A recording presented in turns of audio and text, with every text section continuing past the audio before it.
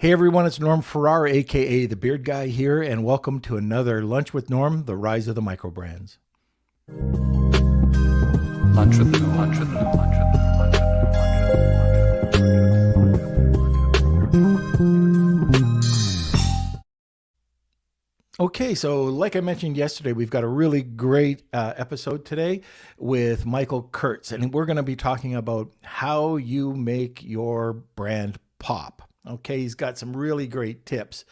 So Michael has worked with and in television and video games marketing, and he's just done a ton of stuff. We're going to dive into this, and just so you get to know a bit about Michael, it was so exciting to get him onto the show because he talks my language, and that's all about brand. So anyways, before we do that, Kelsey, where the heck are you? I'm here. Welcome. You didn't abandon me. That's good. Thank you. I'm always here. You are.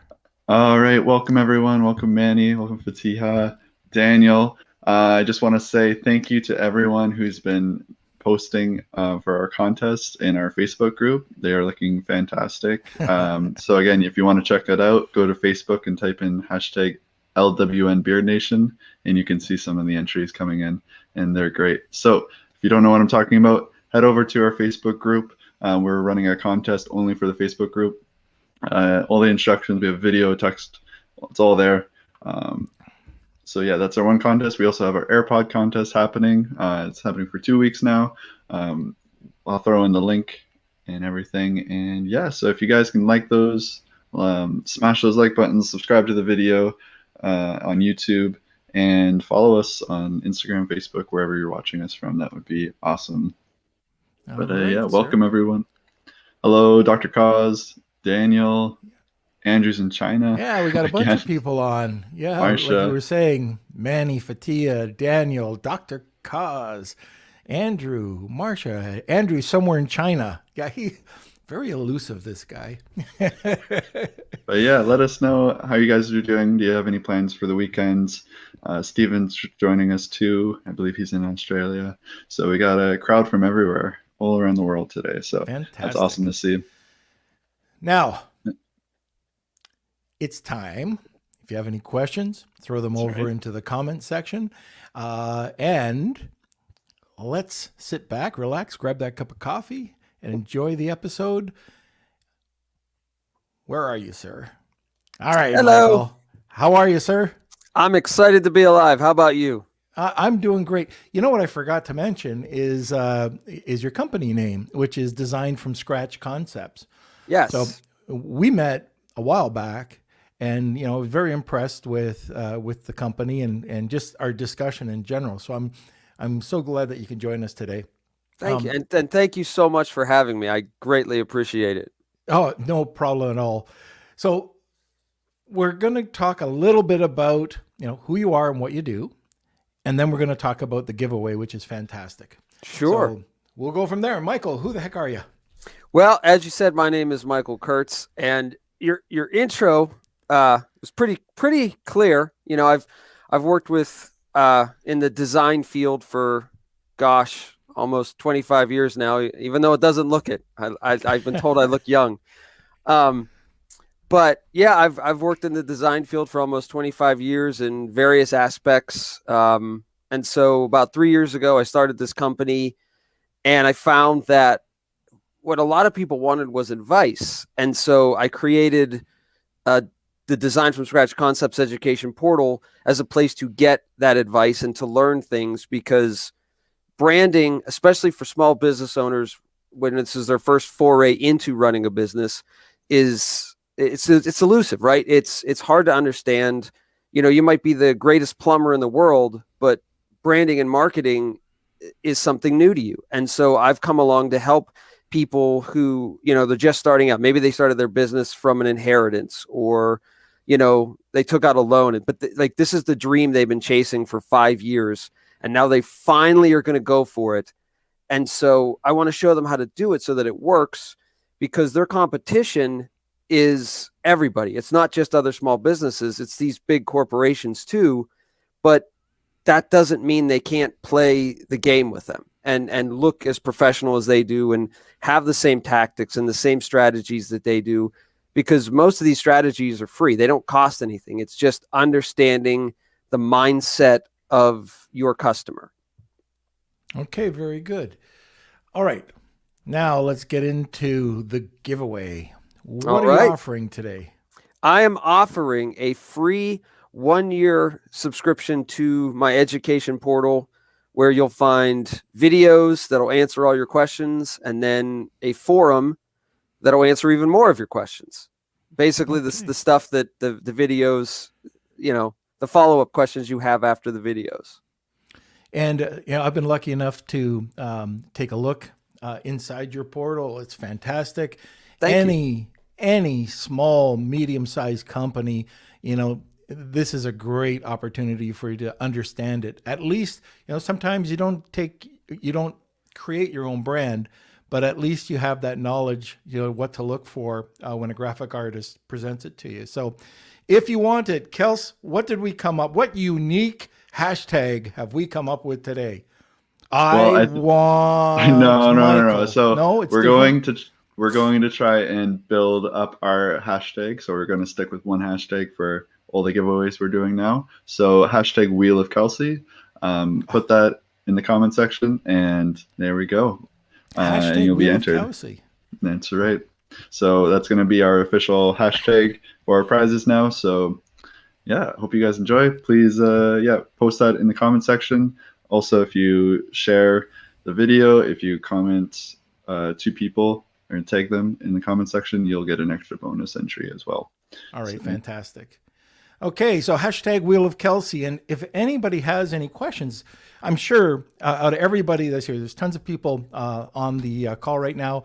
If you have questions about branding, if you've tried to do branding yourself, just let us know, and we'll try to answer these questions while you're here. If we even get the opportunity, I'm not sure if we can do this or not, Kels, but to either bring somebody on live or to upload a logo, we could even critique it, or absolutely. Or a brand. So, that's up. We have never done that before, but because we've got you here, Michael, people, if you want to upload, figure it out, send an email over to Kelsey, and we'll get it uploaded. Or I don't know how to do it, Kelsey. Maybe we can just share. We'll figure this out. Okay. First question, Michael, why is brand so important? And we talk about this a lot, but why, in your opinion, why is it so important? Well, it's because that's the connection, right? So everything we do for our business, everything, whether it's we send out a brochure, we do a Facebook post, we have a website, we meet somebody at an event, right? All of those things are experiences, and the brand is what helps tie all of those experiences together. So you're driving down the street, you see a billboard, and it has a logo on it. 3 months later, you see that same logo somewhere else. 3 months later, you see it on TV, and you go, oh, you start to build these connections that when you're looking for that product that logo is selling, now you're connecting it. Like, oh, I'm familiar with this. And so it breeds this familiarity. So I often talk about it like, say you're at a party, right? And you see people at a party, and you see this person over here and this person over there, and you start to associate, I think I might want to go say hi to that person. They seem interesting. Or that person's giving me a weird vibe. I don't want to say hi to them. And based on how many times you see them at the party makes you decide that, yeah, I definitely want to talk to that person. Everyone around them is laughing all the time. So I'm going to go find out what's so funny, or, what's so interesting, or even just, oh, they keep bringing out food. I'm going to go over to the food table. Like, whatever you see at that party, that's how your brand works. It's the same way. It's, oh, I want to be involved in this. I keep seeing this. It looks interesting. Everything that's tied to it makes me smile, or it makes me laugh, or it makes me think. And I want to know more. And so that's how your brand works, is by building connections to all the little experiences that we create. Very good. All right. So we've got a brand, or we're trying to build out this brand. What are some things that people have to know? What are the first things to tackle? And then what are some of the mistakes? So I'll say this, and we kind of talked about this when we met a while ago. We all sell the exact same thing, right? Whether we think we sell plumbing or we think we sell, legal services, we all sell the same thing, and that's an experience. And so by basing our brand around those experiences, we can better pull in our target market. And so tell me if this is answering your question right. So by focusing on our target market and creating our brand to appeal to that target market, we're creating these experiences. And so one of the mistakes that I see people make is they don't go into it thinking of their target market first. They go into it thinking, again, I'm a plumber, so I fix stuff. But in that, you have a wide variety of customers. You have the family that's living paycheck to paycheck that needs you to be really cheap. And then you have the family or the single person, let's say, who has a ton of disposable income and doesn't care how much it costs. They just want it done right the first time. Well, those are two different people, and you're going to talk to them in a completely different way. The single person who has a ton of disposable income wants the nicely wrapped truck. They want, the professional coveralls. They want the booties on the shoes when you walk in. Like, they want all that stuff. The family that's living paycheck to paycheck just wants the pipe to stop leaking. And if you show up in, a regular truck that's, just has the magnet on the side, and you're in the cheap coveralls, like, they don't care. They just want the pipe fixed. And so that's what you have to think about is, if I'm going after that single person with disposable income, I need to do all the stuff that's going to make them say, hey, great. And you have to keep in mind that even if they don't care, their neighbors might. So the neighbors that are looking at your truck going, well, we got a leak too. Yeah, but we're not going to call them. They make me kind of nervous, versus, oh, look, their truck is so nicely wrapped. It's so this is great, But then again, you go back to the family living paycheck to paycheck, and they just say, did they fix the pipe? Yeah, they fixed the pipe. Great. Could I have their number? Was it expensive? No, it was really cheap. Great. I want their number. And so that's who you're dealing with. You have to understand the slight dynamics of the target market. And I think when people are setting up their brands, that's what they forget about. Yeah. And there's subtleties, a person that doesn't drink wine can have the most expensive bottle of wine and the cheapest bottle of wine and think the cheapest is the best. I mean, right. They just don't know. But once you start to understand, the subtleties in a brand and the consistencies and the psychology behind it, I think it's important. So, and I'll give you just a dumb example. Okay. Downton Abbey, great show. Excuse me. Gets me so excited, I'm choking. So take a breath. Yeah, It'll be okay. Whew, Downton Abbey. So, anyways, you're getting the vapors, okay, whatever they're called. But when they set up all the cutlery, very specific, very so far in between. They've got measuring in between. Well, it's very consistent. I can go to a greasy, diner, and the fork could be, on the opposite side. It could be on the top of the plate. It could be wherever. Could be on the floor. Who cares is the different clientele, the demographic, And it's so important on the Downton Abbey type of, they're expecting at a greasy diner, you're expecting this. And the difference is cost, right? It's understanding it. And some of the things that I look at with brand that are some mistakes. People don't understand the subtlety of space, so everything's crunched together. Yeah. Or just what are they called? Effects.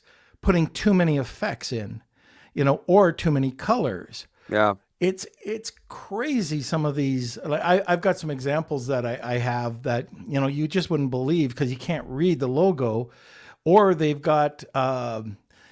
I know there's one that comes to mind, this Golf Doctor one, where it's just like an animation, but it looks so stupid you wouldn't take them serious. Right. Or this other Right. one called Fire something, and it's got this burning man running into this piece of film. It doesn't make any sense. So Right. sometimes, like one of the things that I like looking for is, the simplest, more simple the better. Yeah. Keep your fonts down to a minimal. Try to keep them the same. The sizing, you don't have to have 10 different types of fonts. But one of the things that I love You getting shouldn't have 10 different types of fonts. Exactly. Shouldn't Yeah. have 10 different types of fonts. I try to stick to one or two. Yeah. But also a spec card that talks about your Pantone color, or, just to be specific, because I can tell, okay, Michael, what color is the green behind you? Well, is it a lime green or a copper green or this green? I can never match it. I can't describe, but I do know with a Pantone color, Yep. I can give that to anybody and they'll match it. And that's so important. Yeah. So I don't, let's talk I about couldn't, consistency. yeah. Let's talk about consistency. I'm just going to throw it out there. All right. Let's talk about, so first of all, let's talk about consistency in an interesting way. So when you hire somebody to make your logo, in order to achieve consistency, they should give you a bunch of different logos, which sounds counteractive to consistency, but I'm going to explain why. And this is kind of a sneak peek into one of the courses I offer, but you should get at minimum 4 logos. So the first one should be RGB, and that's the visible spectrum. So that's what you'd use for the screen. The second one should be CMYK. Those are the colors in your printers. So that's for when you want stuff printed. Another one should be grayscale. And that's essentially for when you have to have 1,000 prints and you don't want to pay for it.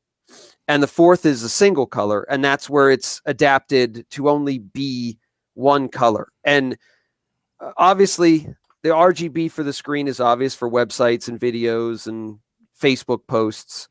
The CMYK is obvious, because when you get something printed like a brochure or something like that. And the grayscale, as I said, when you don't want to have 1,000. The single colors for when you're going to do something like pens, or if you want to have like say you have an office and you want to have the window frosted, or you need anything that just, you get one color.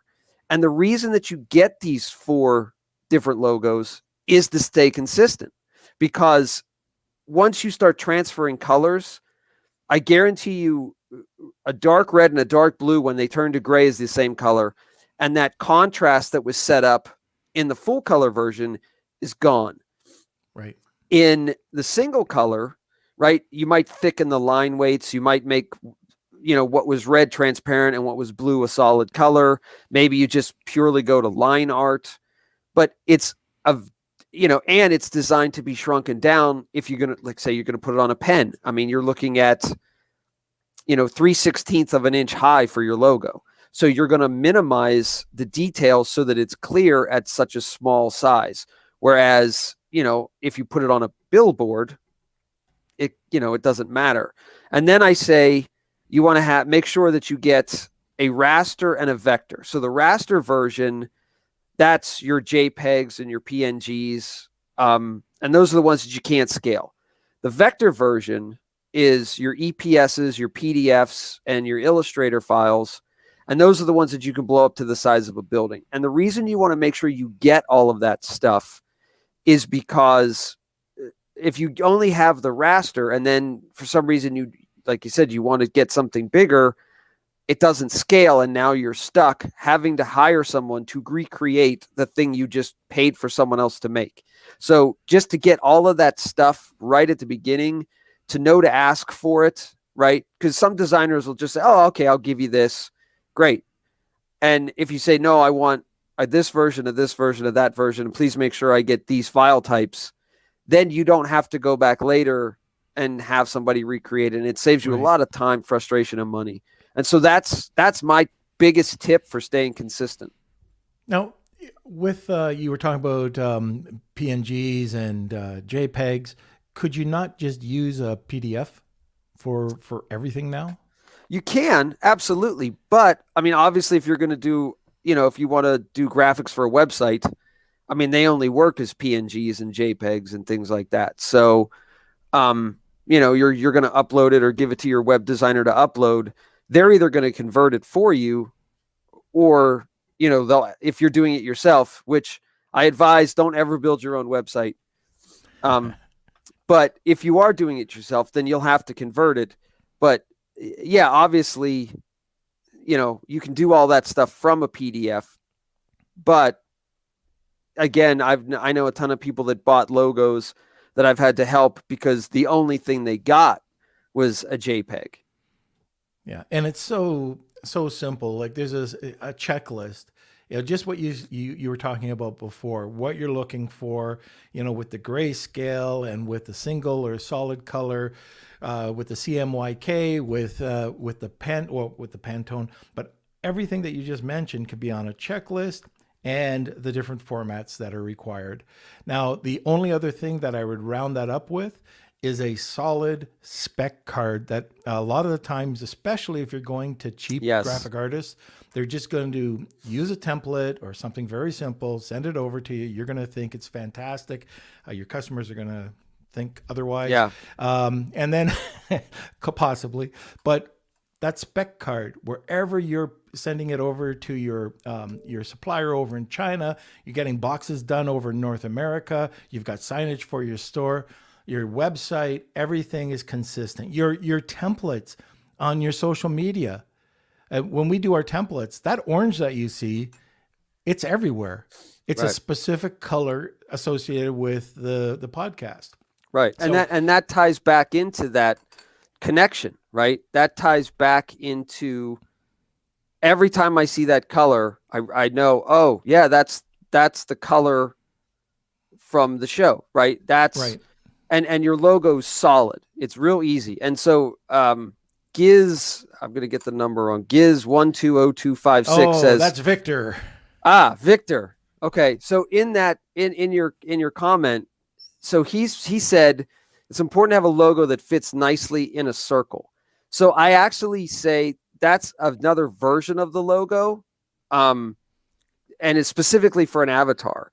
So what you want to do is you can have whatever logo you want, but when it comes to doing your social media profile and you do your avatar, I actually, for the people I work with, and I always advise, make one custom for that. That way, because you're right. Like if you do it purely, my logo has to fit in a circle, you're limiting yourself, and then it'll fit weird on your paper, or it'll fit weird on your banner or whatever. But by doing one specifically for that, again, because it's this big on the screen, by doing it that size, you can custom make it. So like I've done stuff where it's, if it's a longer name, obviously you're not gonna be able to read that, right? It'll be too small to read. So you just do the initials, right, over top of the logo. And you can do something custom that still works with the logo, but doesn't necessarily have to be the exact logo. It's just a close enough avatar that, oh yeah, I know who that is. Yeah, you don't want to bastardize the logo. So some of the things, I'm sure you do the exact same thing, is we have, like over at the chat agency, we've got a bubble like chat, and then below it says the chat agency. Looks good aesthetically, it looks nice. However, there's times where it doesn't fit in. It just doesn't fit in, and there's different ways of not fitting in. That the actual word, the chat agency, has to be black sometimes, but if it's on a black background, you got to make it white. So that's another version of the logo. Okay. And sometimes you have to make it horizontal. So if we want to do it, okay, how far away does the font start from the logo? Right. The trademark. Where is the trademark positioned? Right. Because if you put it down below, or if you put it up above, or if you put it off to the side, it might not look good when you put this together. And the final thing with this, now just think of everything stacking up here. We've got that whole list, but you've got the whole list again, vertical, horizontal. And then you've got another version of this with the tagline. Yeah. Yep. Yeah. And it's, and it's all stuff that needs to be considered as it's getting put together of, where am I going to use this? What am I going to do with it? And I've said it before, Norman, I will say it again. The logo is the most important part of your business. It trumps everything else. Yeah. Because without that logo, you have, that's how you get your customers in. And I say the logo serves several purposes. One, it's the face of your business, right? That's the thing that everybody sees and recognizes. I mean, to the point where your logo is your face, right? No pun intended. Yeah, but it is. It's it's the face of your business. But it also does another thing, and I think we're all familiar with elevator pitches. So the logo is a visual elevator pitch, because how many times have we walked into a store, said, "Oh, that looks interesting. I want to see what they sell," and you walk in purely because of the logo. Mm-hmm. Now right? there are, absolutely. Yeah. And there are a lot of smaller sellers that are listening, and they're probably wondering, do I have to spend all this money right now? And if you're brand new and if you're testing out the market, I don't know if I'd risk it, because if you're testing it out and you're just trying to establish a brand or even see if that brand's going to make it, I don't know if I'd unless you're putting the logo on the product. So with me, with the soap, I had to come up with a logo that was pretty cool right away, because I was marketing that product. But I knew before I launched that this should be successful. Or with some of the dog products that we do, before we launched, we knew we were going to be successful. If you're testing out products, you can't spend the money on a good graphic artist to come up with something to test a product. You do that afterwards. Would you agree, or how would you go about that? I would say, here's what I would do. If you're an online seller, I would say that logo is still just as powerful, because every time you buy something, right? If you buy something from seller A and you have a great experience, it's the same thing as the next time I see you, and because I'm having a ton of fun here, but the next time I see you and I go, "Oh, it's Norm. Oh my gosh, hey."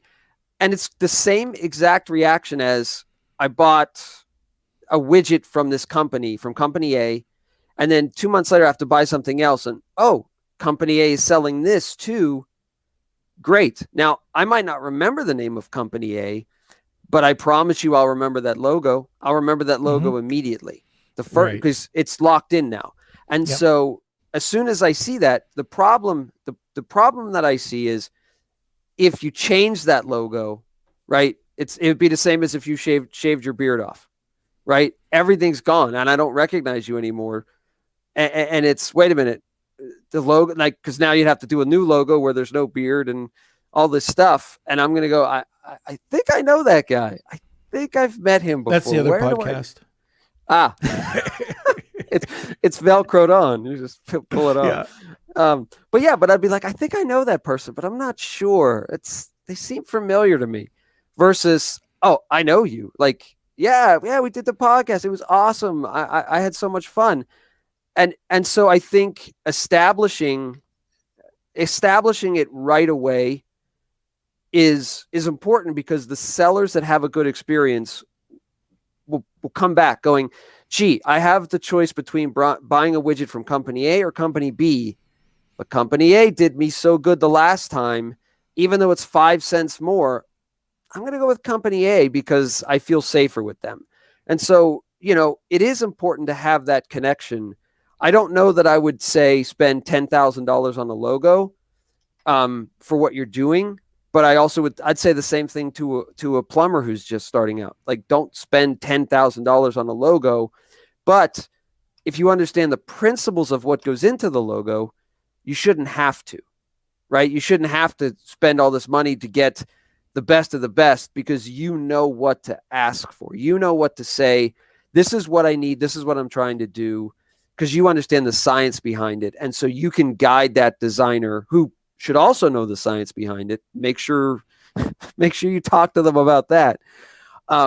But, because you understand the science behind it, and there is a lot of psychology in how logos work, a ton of it. And it's important to know it because it's actually stuff that I go into my course of, drive down the street and ask yourself why every fast food restaurant has a massive amount of red in their logo. There's a reason for it. And if you understand, like I said, you understand that psychology, you can make your logo work. Green and orange are the most visible colors on the spectrum. They are the first thing we'll see.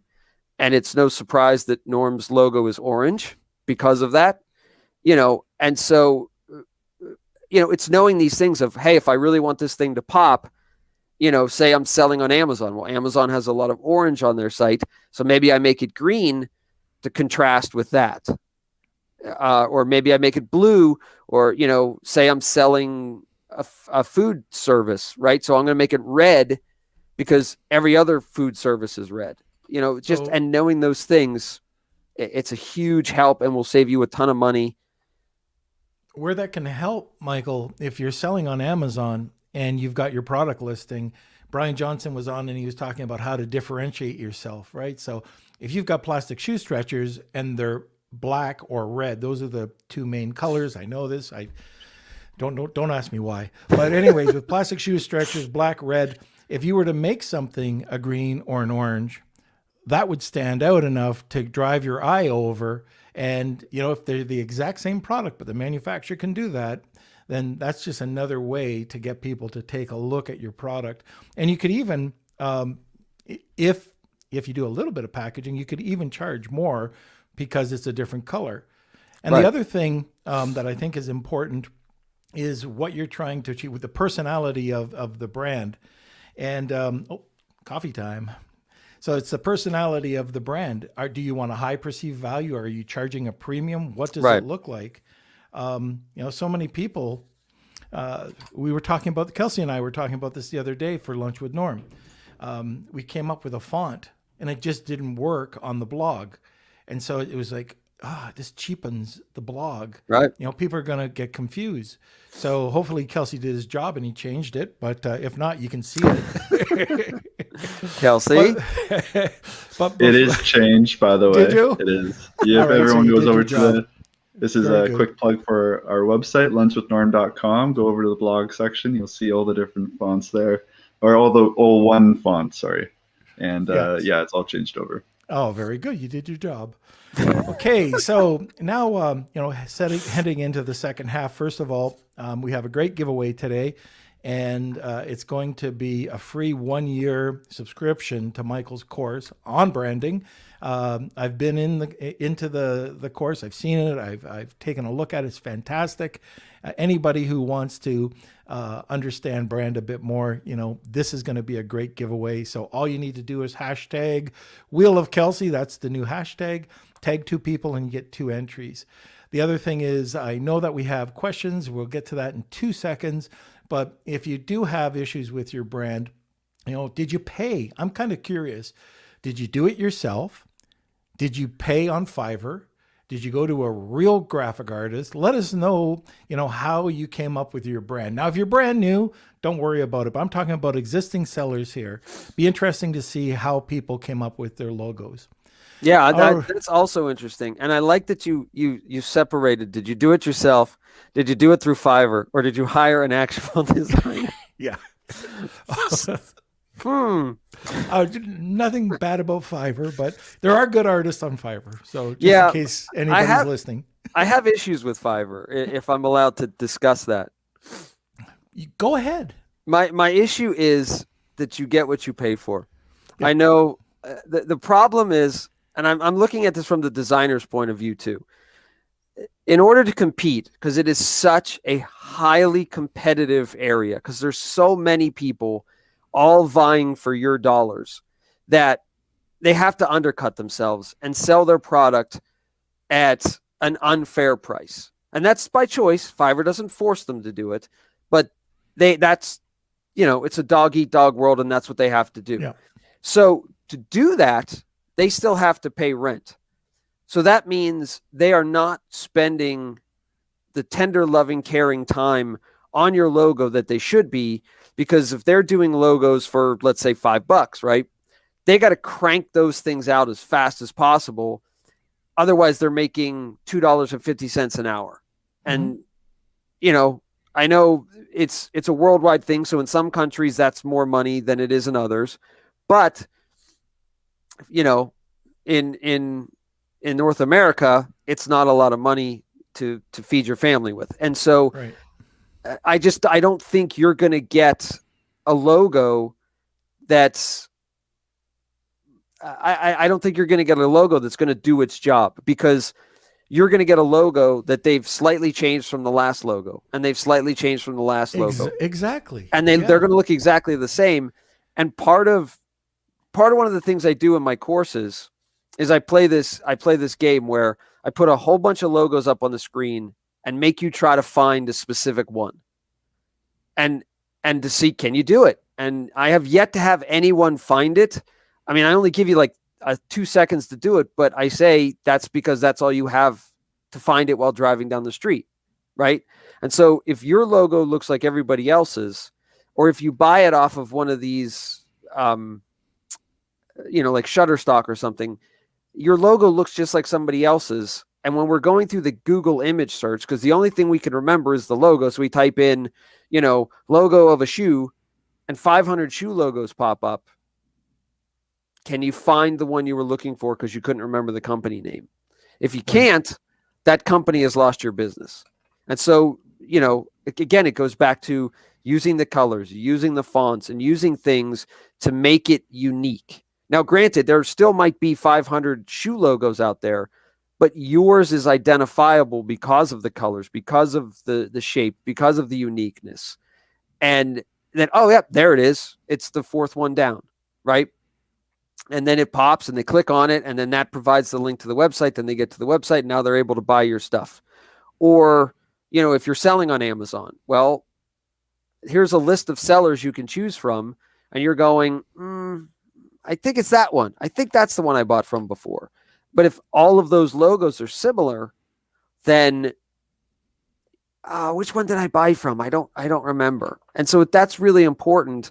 And so I always push. Again, I say the logo is the most important part of the business because it's the only thing that's going to connect you. It's your face, and it's what people are going to remember, and it's what's going to connect them from. I'd like to get them I'd like to buy from them again, but how do I find them? And the only way they're going to do it is the logo. Yeah. And if you're going to go and build that micro brand from Amazon into an e-commerce, spread, you know, and create advertising and social media, you know, going back to that consistency, where does it start? And you have to build that culture. You have to figure out for yourself what you're all about. And that starts, Jeff Sass was talking to us about this in a prior episode, but building out that brand story. You know, it sounds crazy, but build out a story about your brand. I mean, that's a starting point. The other thing that's really important, the difference between a graphic artist and somebody that creates corporate identity, two different things. Yes. So, you know, first of all, a graphic artist is going to say, oh, what color would you like? Oh, you know, a corporate identity specialist, which is going to be a lot more, is going to ask you a ton of questions about your business, about your corporate culture, about this, that, the other thing. You're going to end up with a ton of different questions that you're not going to get from somebody on Fiverr saying, okay, you know, what color would you like? Yeah. You know? Yeah. So, and that leads me to another question. First of all, if they're not getting asked questions, run. But what type of questions would you be looking for? You know, to when somebody's developing not only their logo, but what's going to end up being their corporate culture, their corporate identity. Right. Well, and so before you even get into that, you should know your target market, because your identity, in other words, you know, we've all been that person who's walked into the restaurant after a day of yard work and everyone's dressed nicely and you went, uh-oh, I don't think I'm dressed for this place. Now, that doesn't mean tomorrow you wouldn't have been. That just means you were like, I'm tired. I just want to grab something. And you underestimated how fancy the restaurant was. But you don't want to be that person, right? You don't want to be the company that's misrepresented. So again, if your target market is this group of people versus that group of people, and again, it can be whittled down so much that it's hard to give it in a metaphor to say, oh, a low income person or a high income person, they think differently, because they might not. Depending on what you're selling, they might not. So we'll just say group A and group B. If you're not matching group A, which are the people that would be interested in your product, then you're not going to get them. But group B isn't going to come either, because you're not selling a product for them. So you really have to understand the target market and who you're going after first, because, our target market, everyone in our target market is going to have a sense of humor. So you want silliness in your logo. Now, when I say silliness, I don't mean childish. I mean, it's cute, it's fun, it makes people smile. Right. But if you're going after corporate clients, you want a completely different experience, right? We're business first, and we're this, and we take ourselves very seriously. So you're not going to have something that makes people smile. You're going to have something that makes people go, okay, everybody, like, this is the big deal. We got to take this seriously. Everybody knock it off. And so, right. But that's the thing, is if you're not focused on that already, you're going to pick the wrong colors. You're going to pick the wrong fonts. You're going to pick the wrong everything. And like you said, we picked a font and we felt it cheapened our brand. Now, there's a group of people that font would have been perfect for, but it's not your group of people. And that's what's really important to know, is who your group of people is before you even start your brand identity, because you could tell this amazing story that they go, yeah, I don't relate to that at all. Yeah. Before we go on, I think we've got a ton of questions, and maybe we can get to it. But if you're listening to this for the first time, or if you haven't done this, you like the content that you're hearing, which, Michael, is fantastic, give us a like or subscribe to our YouTube. I see we've got a bunch of YouTube viewers today, but give us a like, subscribe to the channel. We produce tons of content every week. Okay, Kels, what are the questions today so far? Okay, so we have lots of questions. We also have 5 or 6 brands that emailed me to show their logos. You're telling me? Cool. Yep, so we can go over those too. So we got lots and lots to go to. Right. So let's see. What do you want to do first? Questions or logos? Let's do a couple questions, and then let's get to a logo or two. Okay, great. So let me see. And we'll really back Michael into a corner. That's what I'm good at, man. I use 99 Design, and I ran a contest for the logo. However, I want to make it better. Would you recommend any designers? Again, here's the problem by recommending designers is you guys have to have a connection, right? Designers are artists, and everything they do, it's part of their personality. The question is, do you click with their personality? So it's not the same thing as hiring, I don't know, a plumber, right? Like, they're going to show up, they're going to fix the pipe, and then they're going to go home, and you're going to go, great. And it either worked and you're happy, or it didn't work and you're not. An artist is going to come in and they're going to say, this is my idea, right? I like thicker lines. I like brighter colors. I like this. I like that. The way I draw faces has googly eyes versus realistic eyes. It's all of these things. And so it's really important to look at their portfolio, to really look at it and say, do I like the stories they've told? Do I like, because again, there's designers that are great for corporate businesses. There are designers that are great for, the funner type stuff. And it's really, what are you trying to do? And can this designer do it? Because a peek behind the curtain is we're not great at everything. right? We have our talents, we have our specialties, and we pick those, right? We will turn down jobs because we're going, that's not my style. I don't work good with that. And so that's what you want to do, is you want to really study their portfolio, really look at it and say, do I like this? Does this fit the story that I want to tell? And do I think that designer will understand the story that I'm trying to tell before you pick them? And have them explain the whole vision. Like, don't just say, oh, can you make this for me? Great, I'll talk to you later. But have them talk out the vision. Do not be afraid to say, I don't like that. Any designer worth their whatever is okay with you saying, this is crap, start over. No, they'd actually like it. It gives them better direction. Right. 100%. I love it. I mean, it's frustrating at times. I'm not going to lie. It is frustrating when you've worked really hard on something and they go, no, that's just not what I want. And you go, okay, all right, I'll start over. Because we put a little piece of our heart into that stuff. Mm-hmm. But, we also understand that our kids have to grow up and move away someday. So, but just understand that, you want to evaluate their style and how they do things before you choose one.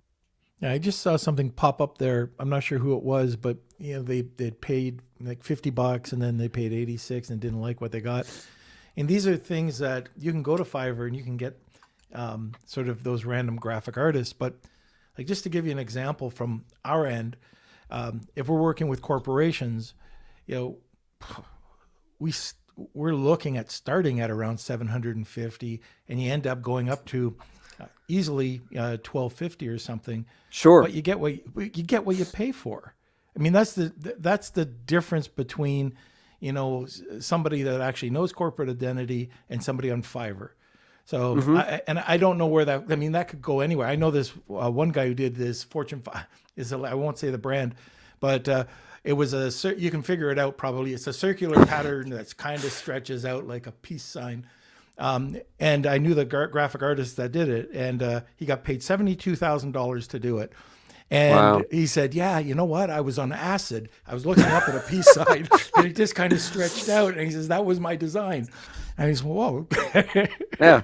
But inspiration comes from anywhere. I don't necessarily advocate hiring a designer on acid. But yeah, but that's the thing is we work weird hours. Cause there's been times where I've woken up in the middle of the night going, Eureka, and run to the drawing board. It's just, again, I would say if you find a designer who's starting out, you can get them much cheaper than $72,000 because, again, if their portfolio is smaller, it doesn't mean it's bad. Mm-hmm. But they're eager to build that portfolio. So, and a designer that's been around for 5 years might charge you $1,500. A designer that's been around for a year and a half might charge you $400.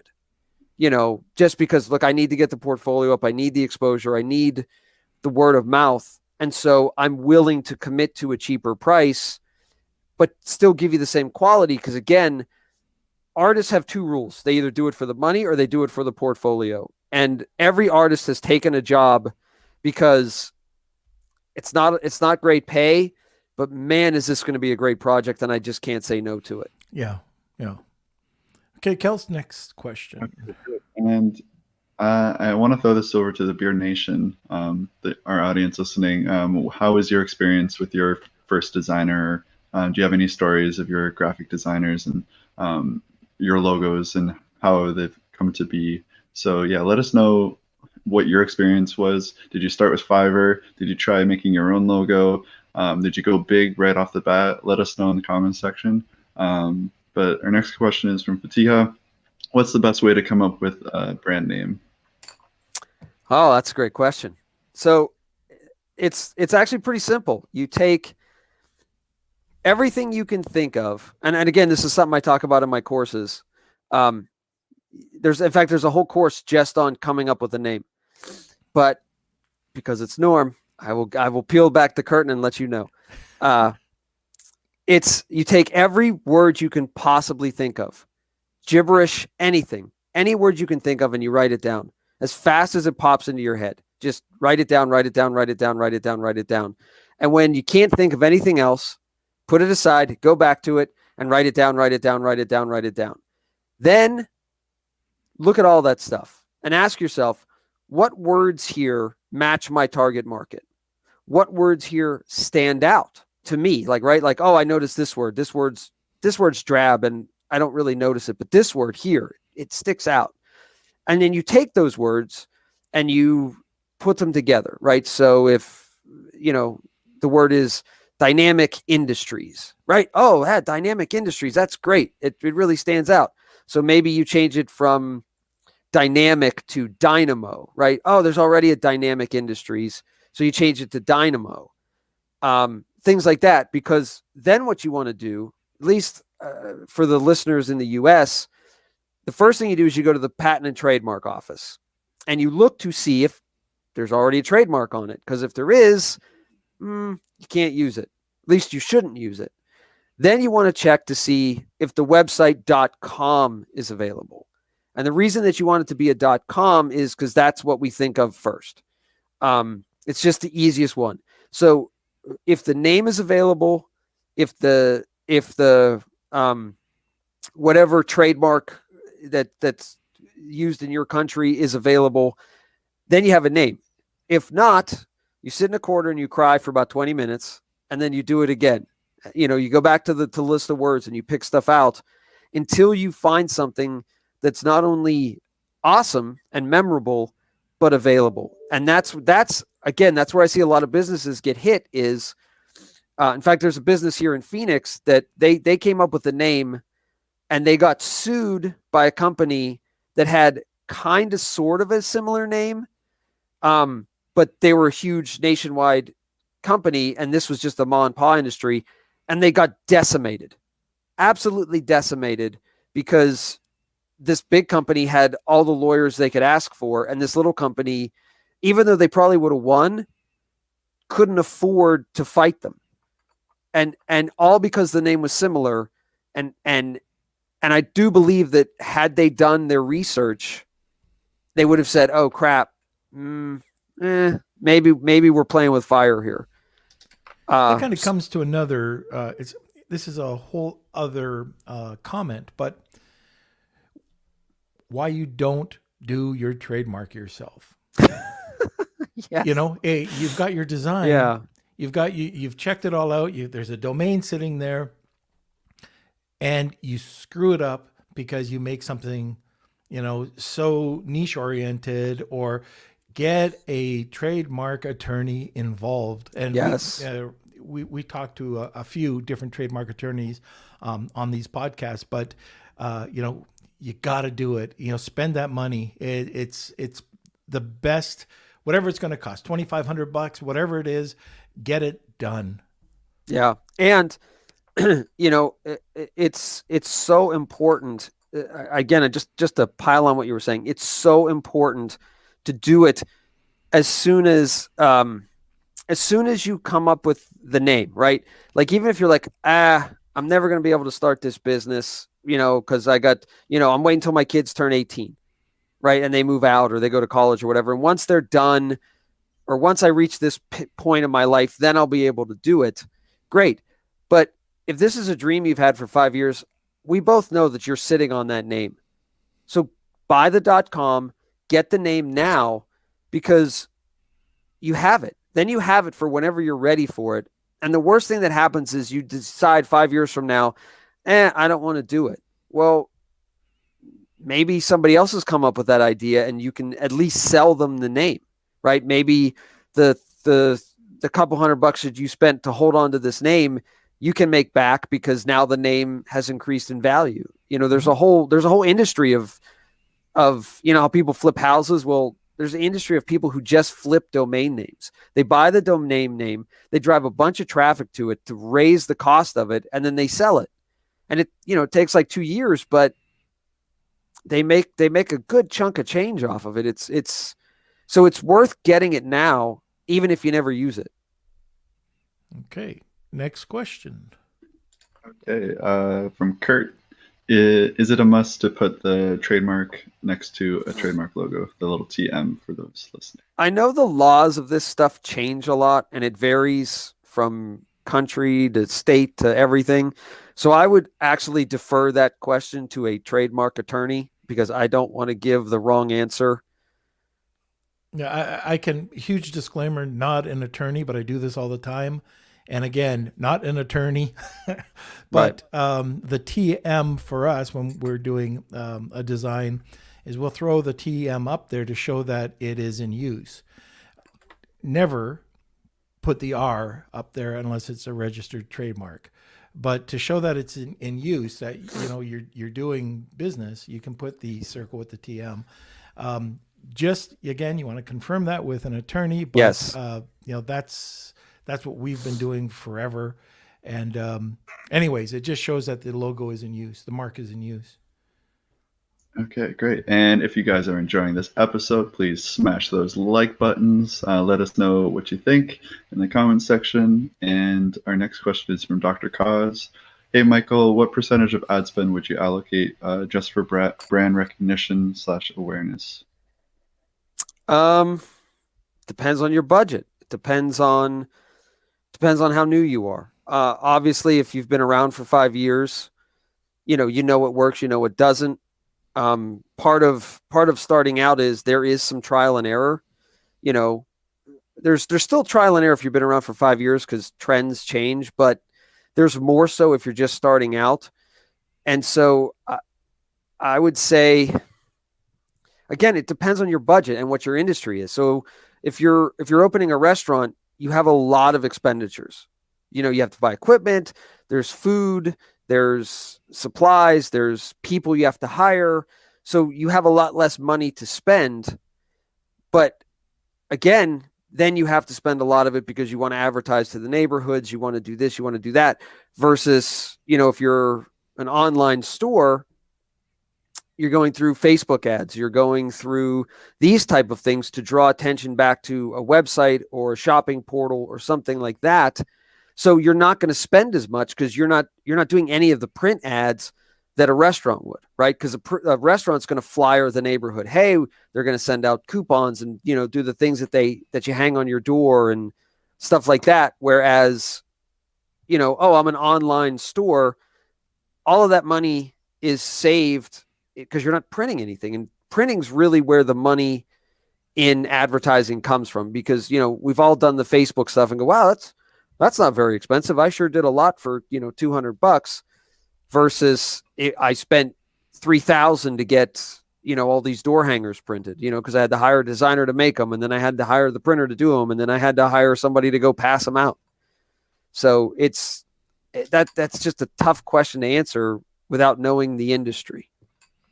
Yeah, search volume and competitiveness will definitely drive that. I know for one brand that comes to mind, I mean, we do everything in PPC to protect the brand. We know that people are coming after it. So it's actually, it's kind of expensive, but we protect it. So it's a brand awareness play that if somebody comes in, we've got the brand sponsored brands display the products and target our competitors, but we are protecting the brand on the brand's name. So XYZ brand, somebody types that in, we're protected. Okay. We have a couple more questions, but do you want to go over some brand designs too? Let's pull up, 1 o'clock. This is exciting. Okay. So thank you everyone that sent I in can't their believe logos. people are sharing their brands, by the way. Thank you so much. Yeah, this is awesome. And can I just preface that this advice is coming, and if it's not what you wanted to hear, I apologize, but you're asking, so we're going to tell you. All right, so here we go. Some of them they gave some information, some of them they didn't. So okay. I believe this is a slipper company. Okay. So I get the sun and the moon represent, you can wear it all day long. So that the story in the logo is pretty well told.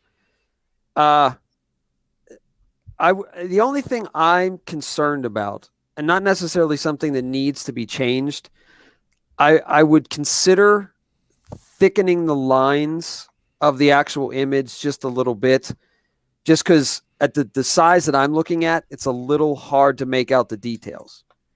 But I mean, overall, like I said, I pick up the story. I like the name of Soulmates, like it stands out, and it has that, soulmates, but sole of your feet. So like I think the story's really easy to follow and easy to understand, and it's catchy. And so, yeah, like I said, that would be my only critique if I was going to give one, is just to thicken the lines a little bit, so it's. That's what I was going to say. Yeah. Yeah. Okay. So thank you for that. Are you okay with the color? Just a sec. Are you okay with the color, Michael? I'd like to know why they picked it, but I'm not going to necessarily say no. I would be curious why they chose this over a dark blue to kind of indicate a more of a like this is an aggressive color. But for those listening, it's a darkish red color. For audio listeners. Right. I'm just kind of curious, like if I were able to see the packaging put together and the product, everything might be perfect. This is a very nice design, but like you said, Michael, especially on the logo, it's just very fine. To see. But anyways, it looks pretty good. Yeah. Okay. So our next one. So some of the resolution, just because I'm stretching it in Canva. But yeah, this is the next logo. So do we know what it is? I'm assuming that there would normally be a name with it, like either next to it or above it or something like that. So do we know anything about? Yeah, I do. I just want to make sure it's okay to kind of say it. Marcia, is it okay to mention? We don't have to talk about the brand, but just what you're doing. Oh, yeah, yes. Okay. So. No, she hasn't replied yet. Okay. So anyways, let's just say this is a PPE product. Okay. Okay. So it's, okay. Right. So this is a really cool product that you can put on your cell phone, or she's got other products, but it's a antibacterial, antivirus, using natural product like copper. And it's a great product. So it's got to reflect antibacteria, anti, like a PPE product, and kind of the one product is on this on a cell phone. The others there's a variety of other products. So it doesn't really tie in. Oh, I shouldn't say it doesn't tie in. If I'm looking at this, I could almost say, I can see the cell phone use, but there are other products. Yeah, So that actually makes a lot of sense, because now that you say that, I see that it's a fingerprint. Mm-hmm. So what does the S stand for? Oh, that's her logo. That's the name of her brand. Okay. Yeah. But normally, would it also have the name? Yes, it would. Okay. So then, I would say the only thing I would say is make sure the name is always with it. Mm-hmm. Because I feel like that would help tell the story. Because once you've explained it to me, then the fingerprint pops out, and that's where we connect with the phone, is with our fingertips, right? Yeah. So we use our finger to stand in, or to get the security in. We're touching it, we're swiping. So I like the concept. I do. I like the color green, because it's calming, and there's and it's copper. Right, which is what happens to copper. No, I think it's pretty good. Yep. Yeah. The only thing I've ever had, like I've known this product for a while.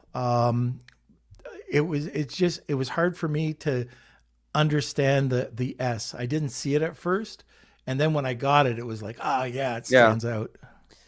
Yeah, but that kind of long form development in your brain is what makes it lock in, and you will never forget that logo. Yeah, it's a very, very well done. Yeah, no, it definitely is. Like I said, I just make sure the name stays with it, Yeah. because you know, now that I've seen the name, I'm like, oh yeah. It all clicks. So yeah.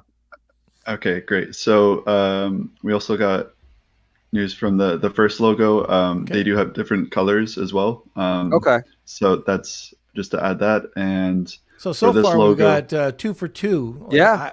Two Yeah. thumbs up. Yeah. So let me see what I was going to say. Okay, yeah, and those listening at home, the second logo is kind of like an oval shape with like a fingerprint design with an S that's dark green. Next, this is a motor. I believe it's a children's motorcycle company. Yeah, good colors, good font, good tagline. Yeah, you can see the kind of on the K, there's kind of an indication of speed. Same with the italicized font, gives it that kind of motion of, moving forward. Really stands out against the yellow. No, And this that's is more the child looking colors, right? Yeah, absolutely. No, that's why I said they're great color choices. Everything pops. Everything looks good. I might draw a little bit more attention to the adventure starts here. Because because the way that has the white border around it, and then you just have the adventure starts here, it kind of disappears a little bit. Like I feel like it takes too long for my eyes to go there, and I don't necessarily want to stay on the adventure starts here. I keep wanting to go back to the Kitty Moto. But yeah, no, that one looks pretty good to me. Yeah, I'm with you. The Kitty Moto itself will it draws your attention. One thing that you might want to look at, you could either make the adventure starts here, expand to the beginning and end of the logo, or it's very fine. It's very bold, and then it's very fine. Yes. The tagline. So you might want to change the font, make it a little bit thicker or bigger, or make it run the length, or keep it where it is. But I don't know. I might make it black so it pops. Yeah, I like the logo file names thing. I actually think that font would probably work really well with the adventure starts here. I can't even read that. Yeah, there's like a thing right below it that says logo file names and color palette. Oh, okay. Yeah. Not that color, because that color is kind of drab, obviously, since Norm can't even see it. But that font, I think, would fit better because it's more fun. Like the adventure starts here is kind of it's a little fun, but it's average at the same time. But the logo and file names is more fun. I see Marsha just nailed it. This logo looks playful and fun. Yep. Absolutely. No, Yeah. it's great. It looks really good. Okay, on to the next. These are just some different colors they have for the website. But Yeah. All right, next. There are two different designs here. I think one was an original, then the other was an example of another designer taking a crack at it. Okay, let's go back. So that's the original? I believe so. Okay. I might have got them mixed up though. Yeah, I'm having a hard time seeing the other one just because the image is the one on the orange box. The image is small, so I'm having a tough time making out the details. But yeah, no, I mean it looks pretty good because it's a light up basketball, so that's clearly Twilight black. Yeah, it's a good name. The box on the left. I mean, clearly that's a basketball because it has the markings of a basketball. the way they put the border around it to keep the lines from interfering with the flowing text, especially because this is it. I haven't seen this font, so I'm guessing this is a custom font. You know, somebody took the time to actually, you know, hand draw each one of these letters, which is pretty cool. They also have a second, another box template here, which is a third design. Too busy. See, I find that one hard to read. Yep, too busy. If you go back to the other one, I got a suggestion on the packaging. So, This one? yeah, you could do two things: emboss the orange, or spot color it. So you make that glossy because it's a twilight. You want to bring it out. You can do like something very simple, which is just called spot. The rest of the box could either be gloss, and then that would be matte, or matte, and that could be gloss. And I would probably pick that matte, and then the lines be gloss. I think that would look really sharp. It definitely would. That's my favorite out of the group that I agree. That's the one. That box right there is the one that just, out of all four of them, yep, that's the one that I go, I'm going to take that off a shelf. Yep. Like, just to look at the box. Like all that stuff that you've got there with the check marks and all that, you don't have to put it on the front. You know, the other one, keep it simple, just like we were talking about. And those could be on the side, they could be on the back of the box, unless there's a reason for it. I know that this is being primarily sold on Amazon. So yeah, I would just keep it nice and simple. Okay, this one, I don't have much information on it. I just got this file. All right, who went to Fiverr?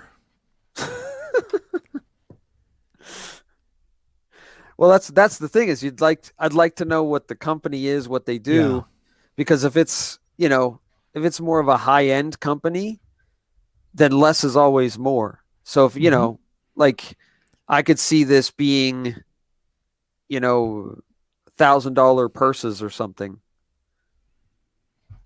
and it's got the registered trademark, so I'm guessing it's been in use for a while. All right. I'm not crazy about the font. Again, you don't know what the product is, but I'm not crazy about the font. It's just so if the person who sent me this, if they want to send any more information, just let me know. And then this is our last logo that we got in. Okay. And then what's the product and service for this? I don't believe I got that information. So can I say something about this? This would look I going on a limb here. This would look really good if you had like right now, I think aesthetically it's off balance.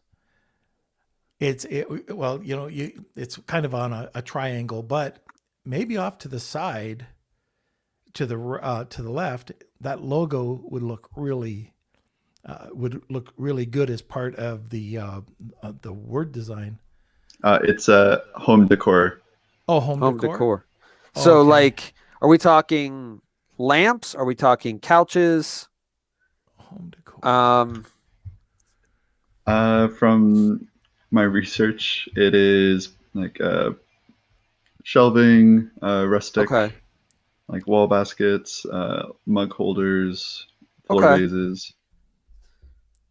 Yeah, I think this logo fits with that. I would, yeah, I'm with Norm. I'd be curious to see what it looks like on the left. I'm not feeling as much off balance as you are, Norm, but I'm not sitting here going, I don't know what he's talking about. Yeah. Because this is kind of what you see in that style of business, right? Like, I've seen a lot of logos that that look like this, in that sell, home furnishings. And I would think that would be a little bit more of my issue is how unique is it? What about, okay, two things. Getting rid of the logo and just having the word mark. And then the second part would be taking the word mark and centering it where the logo where the logo is, where you've got the circle and the other circle starts. I'm not sure. Yeah. I still think that it might be, if you blow it up and it's beside it. But I do like the font. I do too. It looks clean. Yeah, it's clean. Like I said, my biggest issue is just I've seen a lot that look like this in this industry. And my fear is that without knowing the name, it might be hard. It might be hard to find it, especially, in those instances where you couldn't fit the name.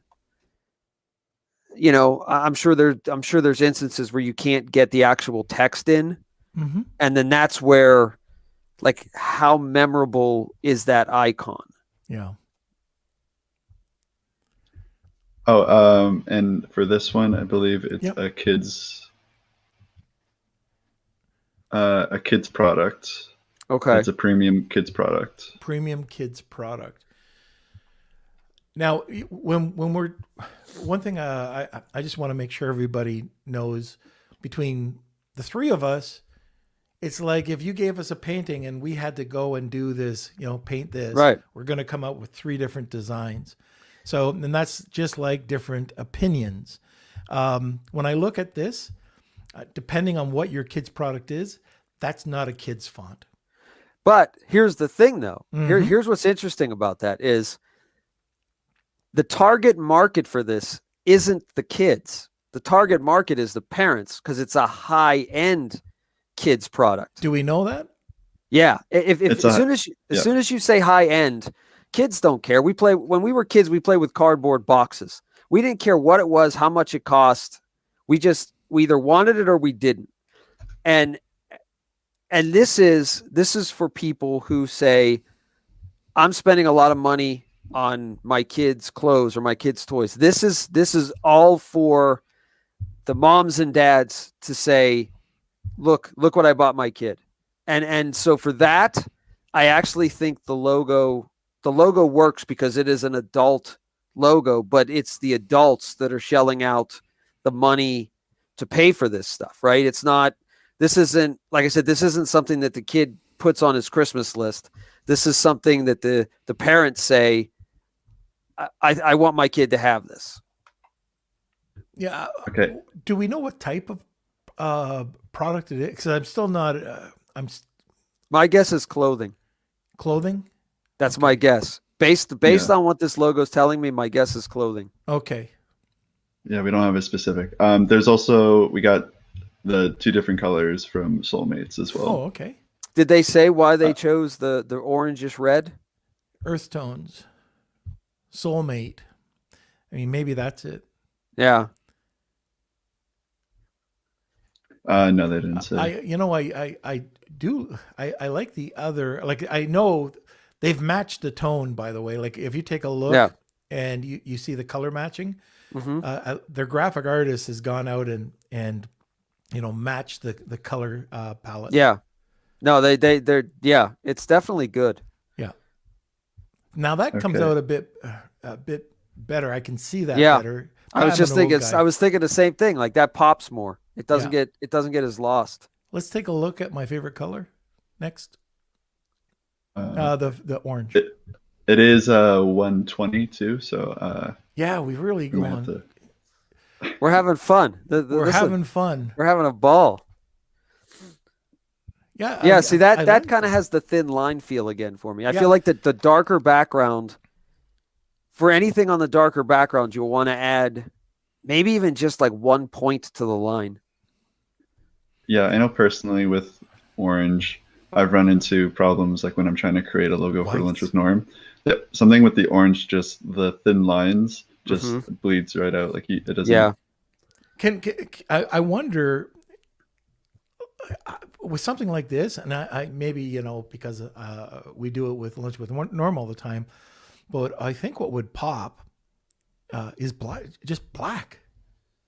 Yeah, I mean, like like night. if you Like it. go up, yeah, I think that would look tremendous, Well, like really what's- nice. What's Look at- what's interesting about what you're saying is black for night, and then when you reverse it, you'd have white for day. Or orange for day, sunlight. Or listen, neither of us have a problem with orange, so Yeah, there we go. I got my orange shirt. You've got your orange beard. I don't have Yeah. an orange beard. Well, and the logo. I got a Yeah, gray personally beard. for me, I think like a really dark blue, Yeah, almost blackish would look nice. Yeah, yeah. yeah. But It's again, calming. the color palettes, if you match that and get a really nice blue that'll go with that, Yeah, that could look good too. yeah. You probably get away with like a black. sky blue too. Is this Kurtz? Yes. Okay. It's yeah, they have black too, they said so. Yeah, nice Yeah. nice job, Kurt. I like what I'm seeing, except when it's white on a dark color. It's very hard, Yeah. for the old guy to see the colors. I'm not that To old. read it. I'm an old guy. Okay, where do we got next, Kels? That's it for the designs All right. that came in. All right, let's have a couple more questions and we can call it a day, and we'll get to lunch with Norm. But again, because we might have a bunch of people, we're going, this is extra long. Yeah. So if you are listening, you just joined us. Michael is going to be giving away a really great 1-year subscription to his course. And if you're listening to the information that he's providing, I mean, he knows his stuff. So it's a great subscription. Hashtag Wheel of Kelsey. If you tag 2 people, you get an extra entry. And if you like what you're hearing, give us a like. Oh, actually, if you want, I think we just got another one in. Okay, sure. And I know, yeah, Michael has to get going. Oh, at, yeah, you got a cutoff, don't you? Eh, Yeah? listen, we're having We'll fun. keep you if you want. Yeah. Okay, No, just- unfortunately, I have another appointment at what would be 1:30 your time. So Okay. So I think once we do this, this will be the last Ooh. one.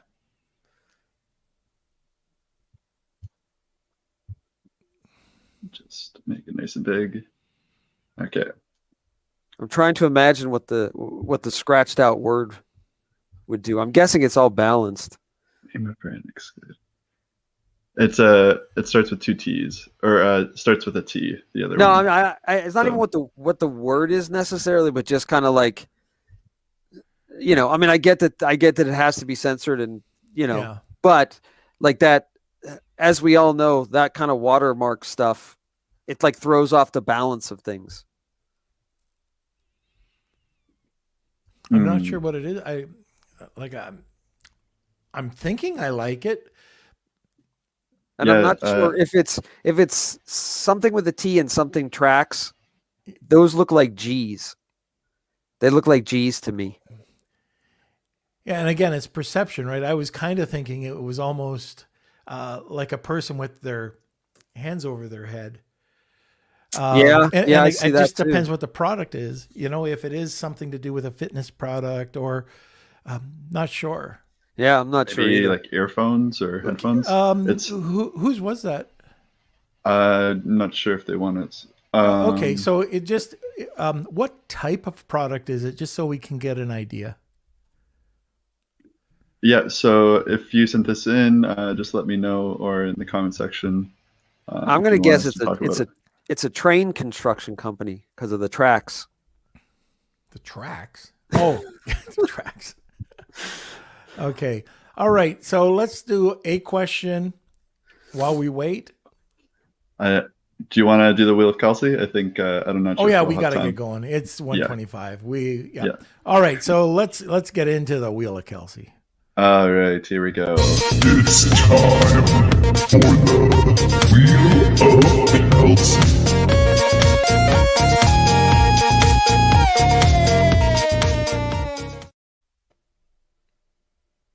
And now Kelsey is mute.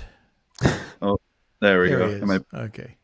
right. So I believe I got everyone. We got tons of people. So I'll shuffle these names. Here we go. Put me in there too. I want to.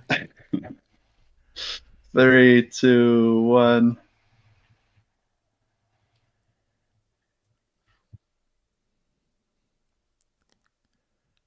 I can't see. All right. This is from our YouTube viewer, Substantique. All right.